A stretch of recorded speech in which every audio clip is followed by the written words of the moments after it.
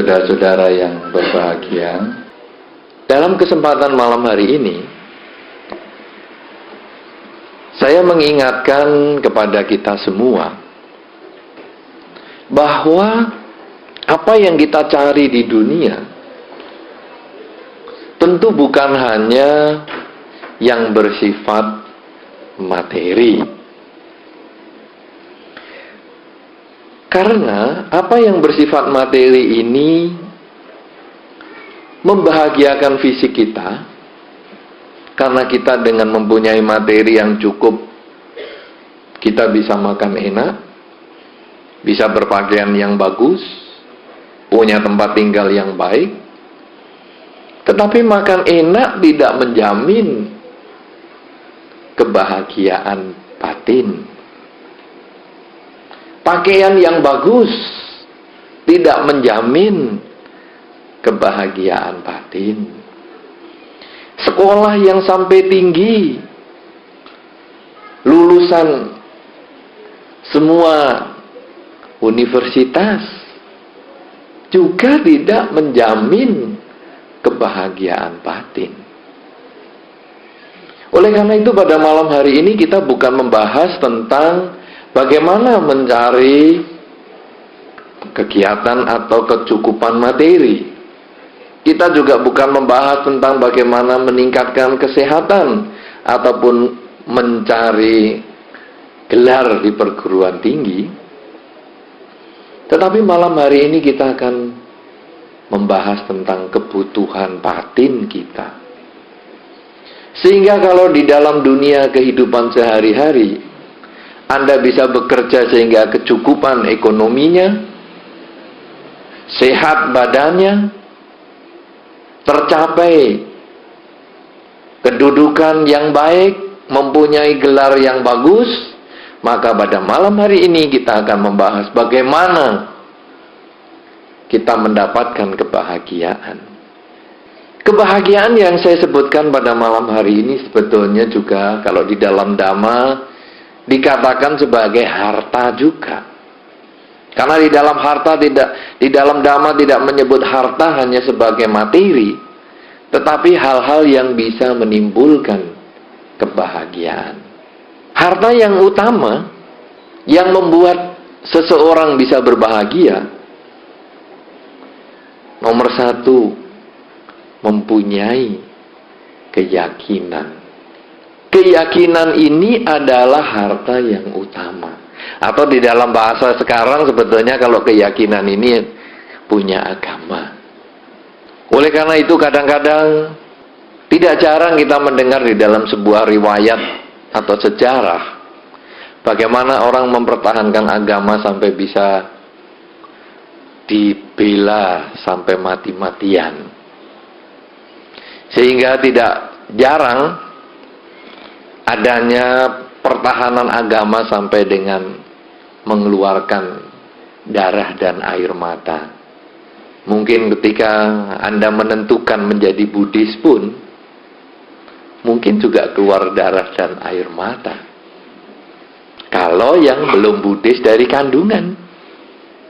Tapi kalau yang sudah Buddhis sejak dalam kandungan, keluarnya Anda itulah yang menghabiskan darah dan air mata ibu Anda. Ya. Ini memang kenyataan. Sejarah sudah mencatat itu. Sama dengan orang yang diminta duit, bisa rela mengorbankan hartanya. Belum tentu dia. Dia kadang tidak mau mengorbankan hartanya, lebih baik berkelahi. Sehingga kalau Anda mendengar berita di televisi atau di mana, gara-gara uang 1.000 geger. Anda sendiri mungkin ngalami loh. Gara-gara uang parkir 1.000 bisa cekcok sama tukang parkir. Sudah pernah belum? Pernah? Pernah ya? 1.000 rupiah waktu Anda berhenti, 1.000, kemudian waktu Anda mau berangkat lagi kan ditarik uang 1.000. Anda langsung ngomel-ngomel, aku kan tidak parkir, aku cuma berhenti. Ini namanya stop. Kalau stop tidak bayar. Kalau parkir baru bayar. 1.000 rupiah juga gegeran. Kenapa? Karena kita mempertahankan harta. Demikian pula agama. Orang tua kadang diminta agamanya oleh anaknya, ayolah kamu ikut agama saya, tidak mau, geger. Udah, lebih baik tidak usah hubungan orang tua dan anak saja. Bisa terjadi seperti itu. Orang yang pacaran, yang beda agama, ketika pacarnya meminta, ayolah kamu ikut agamaku, tidak, lebih baik bercerai. Jangan sampai aku ikut.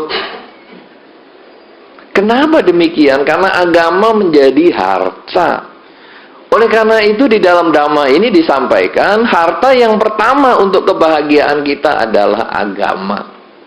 Karena agama ini bisa membuat kita tenang. Coba Anda baru stres-stres, kemudian baca parita, ada leganya itu. Pernah Anda merasakan?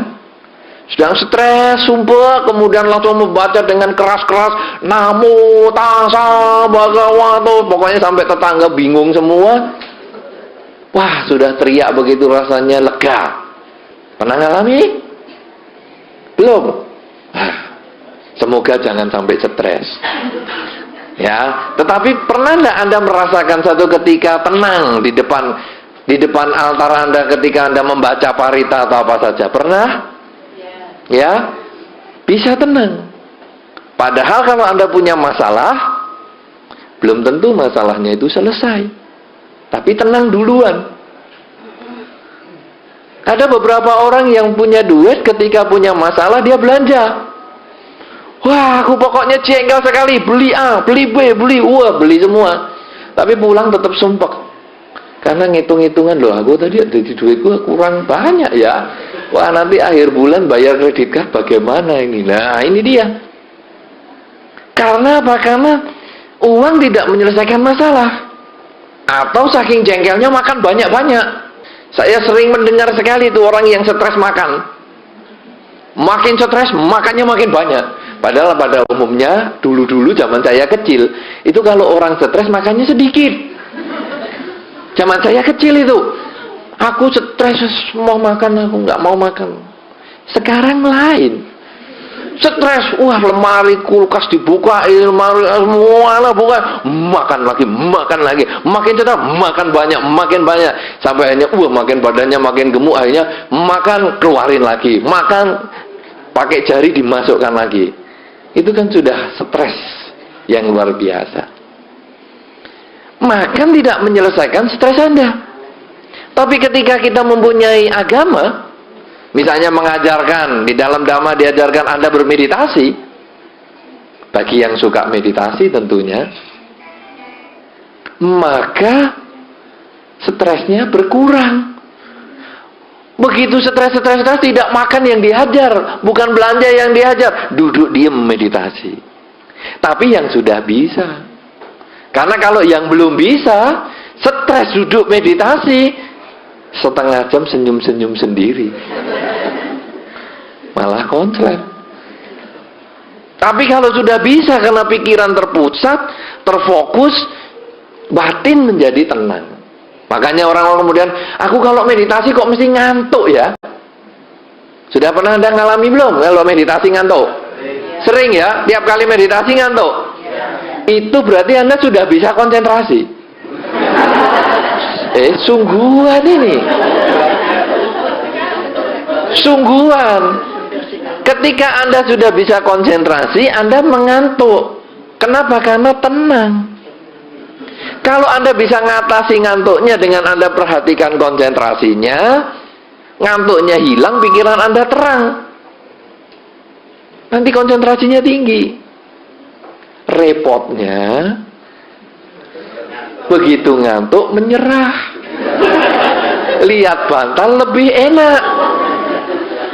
Langsung nyungsep. Ya, akhirnya keluarnya kalau meditasi kok mesti ngantuk. Kalau meditasi mesti ngantuk karena Anda tidak berusaha menyelesaikan ngantuknya. Tapi begitu ngantuknya bisa dikuasai, duduk, langsung ngantuk, langsung perhatikan objeknya, terus dikuatkan semangatnya pada objek, ngantuknya hilang, pikirannya terang, sudah tenang. Kenapa demikian? Coba Anda buktikan. Ketika Anda meditasi ngantuk, lalu Anda berbaring, belum tentu Anda bisa tidur sampai pagi. Iya kan? Kenapa begitu? Karena pikiran Anda ngantuk tadi adalah hasil konsentrasi. Coba sekarang sambil berbaring, Anda perhatikan juga objek. Napas masuk dan napas keluar tadi, Anda anggap itu sebagai latihan meditasi. Nanti tenang lagi, mesti tidur. Karena itu kalau meditasi sambil berbaring, itu namanya relaksasi. Karena nanti, waduh, aku sudah meditasi semalam suntuk. Ya, meditasinya 5 menit pertama, 6 jam kemudian itu turu sebetulnya, alias tidur. Tidak meditasi. Tapi kalau Anda duduk dengan tegak kemudian ngantuk, itu bisa dikendalikan ngantuknya ini. Nah, ini adalah hasil mempunyai agama, mempunyai keyakinan. Makanya itu harta. Harta yang pertama itu. Nah, kita harus kembangkan. Makanya kita mengerti agama Buddha misalnya, kita kembangkan. Agama Buddha ini apa saja. Jangan agama Buddha hanya tahu sembahyang. Sudah sering saya ketemu umat Buddha yang pintar baca parita, tapi kalau stres, carinya dukun. Lah, Anda sudah ngerti agama Buddha masih cari dukun. Anak-anak mahasiswa bingung bagaimana besok ujian, tukang santet yang dicari. Padahal ini kan ngerti agama Buddha. Kenapa saya tidak bisa begini? Tidak bisa masuk konsentrasi saya, tidak bisa belajar saya. Latihan meditasi. Kenapa saya dimusuhi oleh lingkungan? Latihan memancarkan cinta kasih. Ini agama mengajarkan seperti itu. Cuman kita tidak mau menggali. Kadang kita ini hanya menjadi umat Buddha tradisi.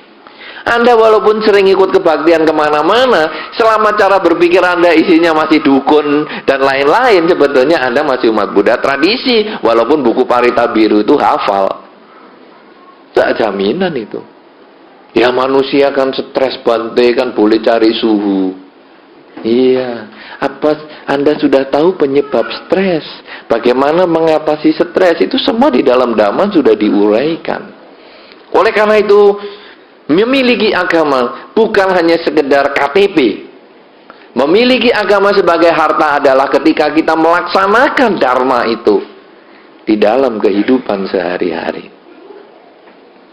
Yang kedua, harta yang lain adalah selain kita memiliki agama, kita memiliki perilaku yang baik. Atau lebih jelas, mempunyai perilaku yang sesuai dengan aturan kemoralan.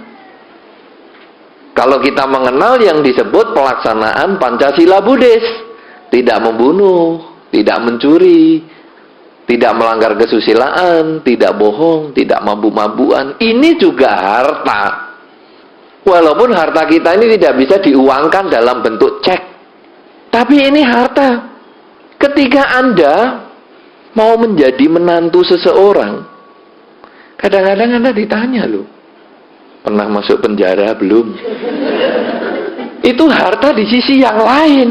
Ketika Anda mengatakan, iya saya ini kan dulu keluar masuk penjara sebagai sekolah saya, belum tentu calon mertua Anda itu mau.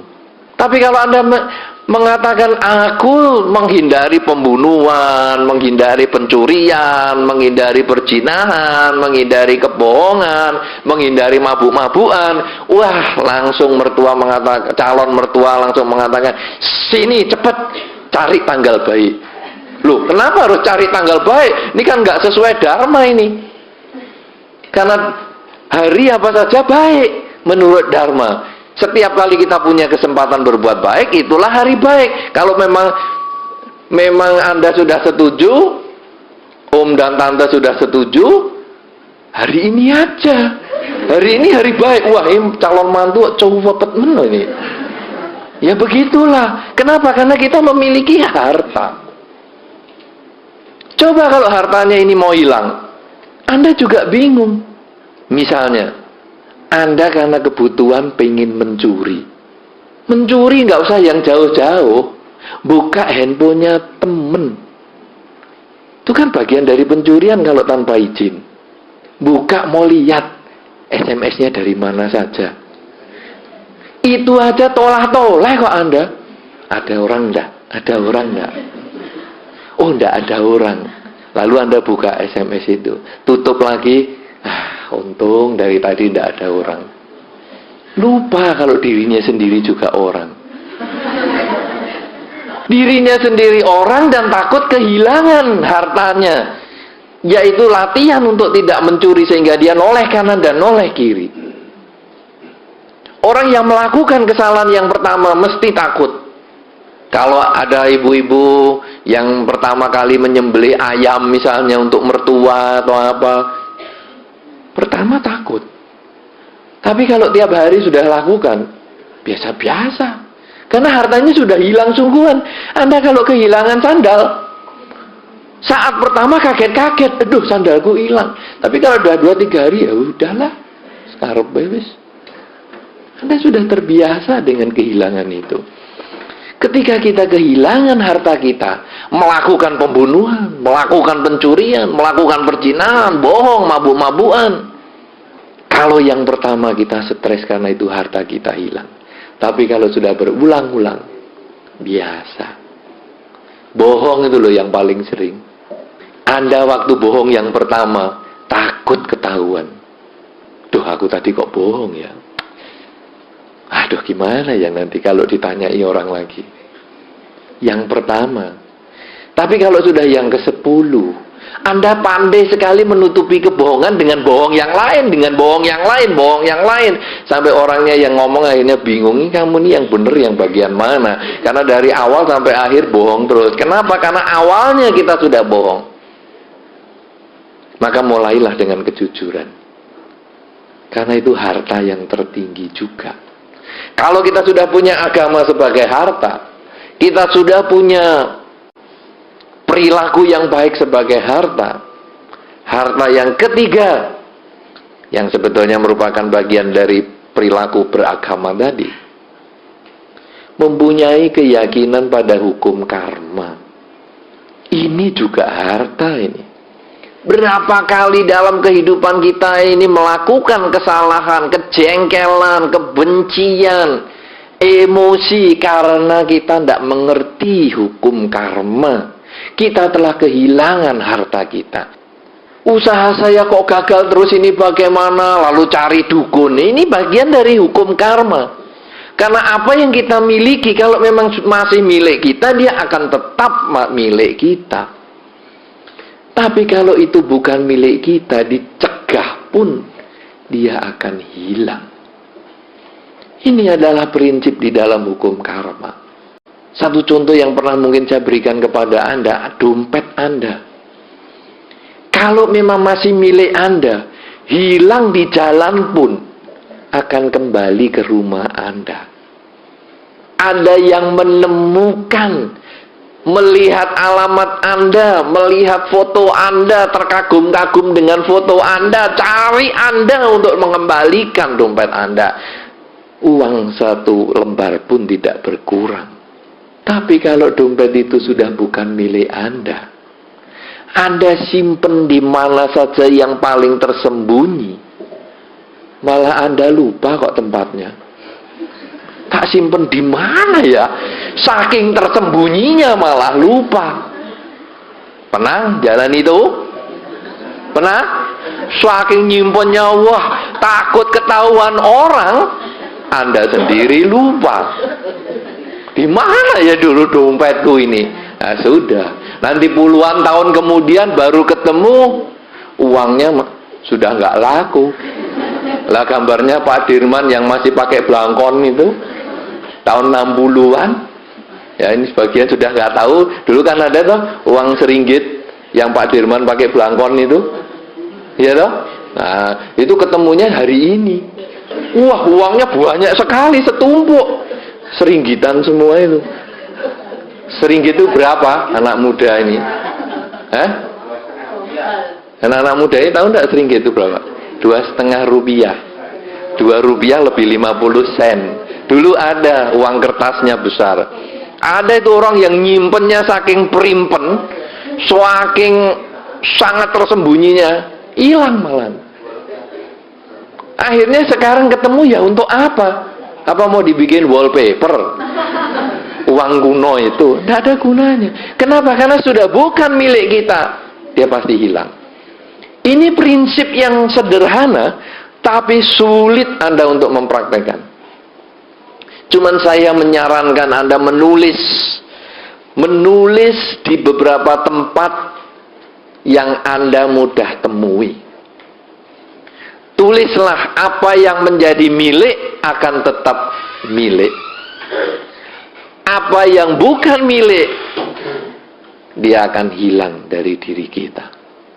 Tulis di mana saja. Sehingga ketika Anda mengalami sakit, Anda menyadari ini bagian milik Anda. Kemudian Anda berobat, jangan terus ditunggu.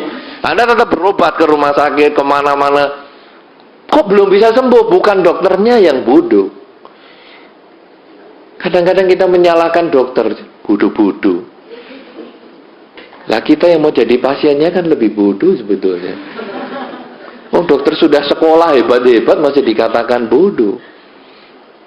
Kita lalu menyadari, oh ini penyakit masih milikku. Aku tetap pergi ke dokter, aku mungkin ganti dokter, tetapi penyakit yang milikku ini aku terima ini sebagai kenyataan. Jangan malah ngomong, apa disantet dia ini.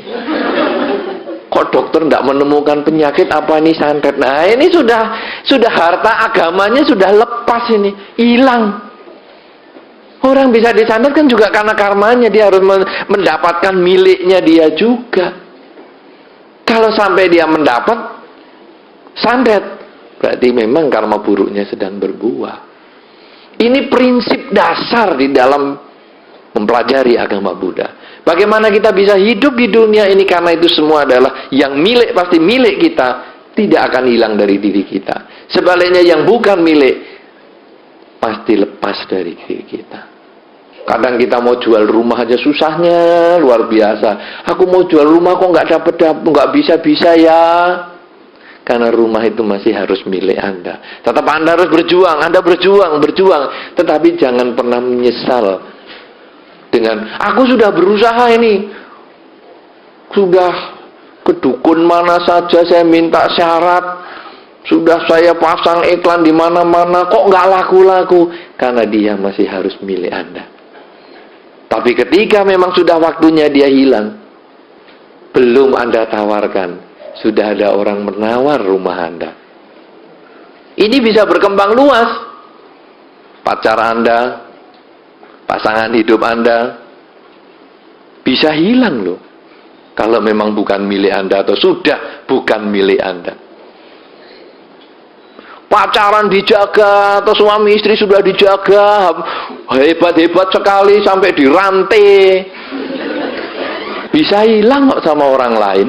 Tapi ada yang anak atau pacar yang dibiarkan saja kemana-mana, suka-sukanya sendirilah, jalan ke sana ke sini sampai tuwek. Ya ndak hilang-hilang kok. Sampai sini sudah bosan-bosan, kamu kok nggak ada yang ngambil ya? Kok ya sih ada terus ya? Kenapa? Karena memang masih milik pembantu Anda yang dari kecil. Kadang masih ikut Anda sampai Anda punya anak, sampai yang lain-lain. Karena masih milik Anda. Padahal biaya bayarnya nggak tinggi-tinggi. Tapi memang masih milik Anda. Dalam bahasa karma itu mungkin masih jalani karma. Mungkin di kehidupan yang lalu dia menggelapkan uang Anda. Jadi sekarang ikut terus sampai lunas. Makanya kalau Anda uangnya digelapkan, terima kasih. Anda sudah investasi pembantu jangka panjang. Tapi ada pembantu atau pegawai atau karyawan digaji 5 kali lipat, keluar kok. Di rumah dia. Dengan penghasilan yang lebih kecil. Kenapa? Karena sudah bukan milik. Ini sangat penting sekali saudara. Pelaksanaan ini benar-benar harta yang luar biasa. Kalau Anda bisa mengerti 3 pelaksanaan ini, mempunyai agama yang dalam arti melaksanakan di dalam kehidupan sehari-hari, mempunyai perilaku yang baik sesuai dengan Pancasila Buddhis, tidak membunuh, mencuri, berzina, bohong, dan mabuk-mabukan, serta menyadari adanya hukum karma, Bahwa yang milik dia tidak akan lepas, yang bukan milik apapun juga yang Anda lakukan pasti terlepas dari tangan Anda.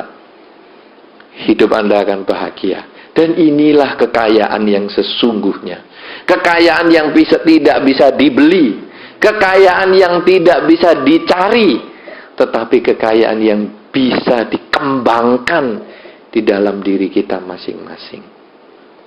Oleh karena itu saudara-saudara, di dalam kesempatan pemberkahan rumah baru pada malam hari ini, marilah kita merenungkan bahwa kebahagiaan hanya bukan materi saja.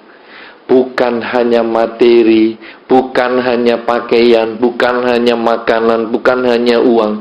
Tetapi marilah kita melihat ke dalam. Bahwa ada kebahagiaan di sisi yang lain. Harta di sisi yang lain. Yaitu harta keyakinan, perilaku yang baik, pemikiran tentang hukum karma yang tepat. Karena itulah yang memberikan kebahagiaan. Bisa melaksanakan manajemen kehidupan dengan baik, lahir dan batin, maka kebahagiaan lahir dan batin juga akan bisa kita rasakan. Semoga Anda semua yang hadir di dalam kesempatan ini akan memperoleh kebaikan dan kebahagiaan sesuai dengan kondisi karma masing-masing. Semoga semua makhluk berbahagia. Sabe Sata Bawantu.